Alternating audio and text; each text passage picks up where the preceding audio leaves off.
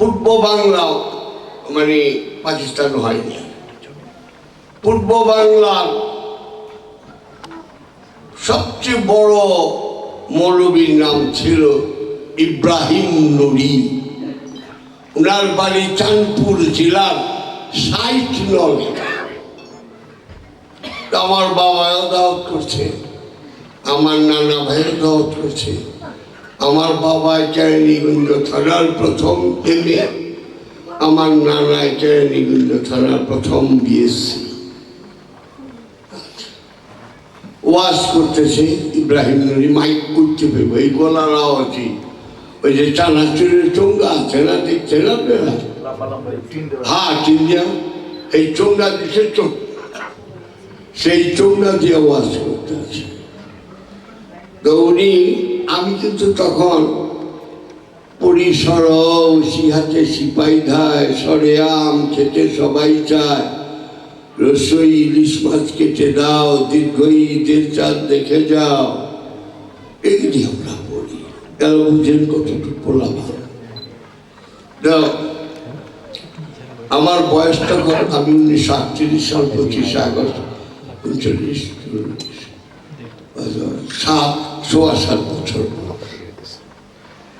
আমি শুনতেছি ওয়াজে বলতেছেন, গান করে, মনে রাইখো ইংরেজি পড়া হারাম, ইংরেজি পড়া হারাম।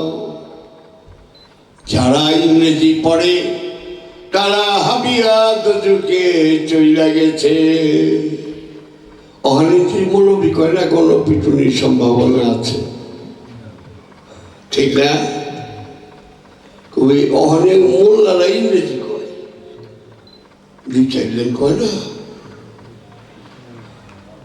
কিছু কই কি ও শেষ। বাবা বাইক নিয়ে যেতেছে, আমার কাছে জাহাঙ্গীর, তোর মুখটা বেজা। আমি বাবা, আমি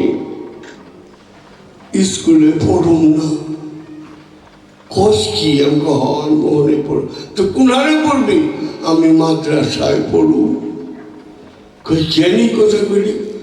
আমি তুমি আর নানু ভাই তো অনেক আগেই হাবিয়া দুজুকে গেছো। আমার আর হাবিয়া দুজুকে ভালো লাগলো না, আমি মাদ্রাসায় পড়ু। বাবা আমার কয়, ওই 2টা লাইন না শুনলেই পারতি। ওইটা মৌলবীরা কই, ওই 2 লাইন না শুনলেও তো পারছি। আমি বাবারে বললাম, বাবা, বাংলার সহজ সরল কাঁচা গোলা মোমের মতো মানুষগুলো তোমার মতো আর নানু ভাইয়ের মতো শিক্ষিত না, এরা মেনে নেবে। প্রগতি আগে যায়, ধর্মান্ধরা প্রগতিকে পিছনে টানে। কি বলবো?